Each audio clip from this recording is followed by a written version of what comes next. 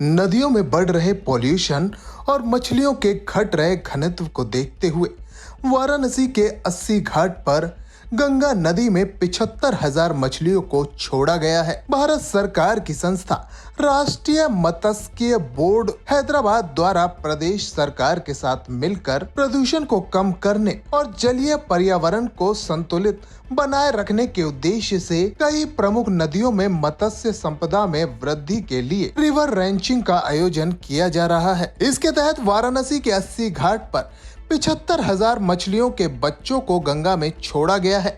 इस अवसर पर मौजूदा अधिकारियों का कहना है कि नदियों में चल रहे जल प्रदूषण को कम करने के उद्देश्य से रिवर रेंचिंग की जा रही है, जिससे प्रदूषण कम करने के साथ ही जल को स्वच्छ किया जा सके। यहाँ मछलियों के बच्चों को छोड़ के उनसे जो अंडे निकल रहे हैं उन्हें सुरक्षित कर फिर उनसे निकलने वाले मछलियों को पुनः नदी में छोड़ा जाएगा, जिससे नदियों का पानी स्वच्छ हो सके, प्रदूषण कम हो सके। उन्होंने बताया कि नाइट्रोजन आधारित प्रदूषण को स्वच्छ गुणवत्ता के प्रोटीन में बदलने की मछलियों की क्षमता के कारण ही रिवर रेंचिंग को बढ़ावा दिया जा रहा है। इसके कारण जहां जल संरक्षण होगा तो पर्यावरण भी सुरक्षित होगा।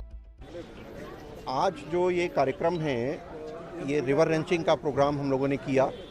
रिवर रेंचिंग मतलब नदियों में जो मछलियां हैं जिस प्रजाति की, उनको यहाँ से निकाला जाए, बड़ी मछलियों को कहीं सुरक्षित हैचरी पे रखा जाए, वहाँ उनसे अंडे निकालें, उनके बच्चों को बड़ा करें और जब वो 4 इंच 3 इंच 5 इंच इस साइज़ के बच्चे हो जाएं तो उनको फिर नदी में प्रवाहित कर दिया जाए, ताकि उनके सर्वाइवल बहुत अच्छा हो जाएगा, बड़े हो जाएंगी।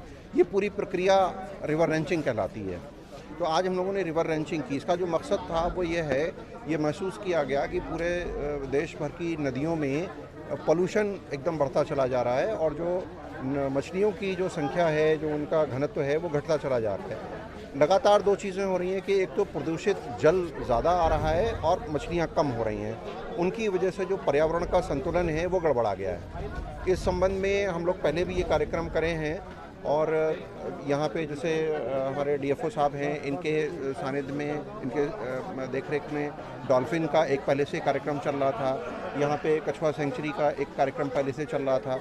ये सारे कार्यक्रम जो किसी सेंचुरी डिक्लेयर करना या कुछ करना, इसका पर्पज़ सिर्फ ये रहता है कि जो जलीय जीव हैं वो वहाँ पे अगर उसी एनवायरनमेंट के, उसी इकोसिस्टम के अगर प्रजातियाँ वहाँ पे मौजूद हैं तो वो इतनी सक्षम होती हैं कि वो उस प्रदूषण को, बाकी चीज़ों को कंट्रोल करके स्वतः उस इकोसिस्टम का एक बैलेंस क्रिएट कर लेती हैं। देखिए, मैं कहना चाहूँगा कि हम लोग काफ़ी सौभाग्यशाली हैं जो इस प्रकार के मुहिम के पार्ट बने हम लोग।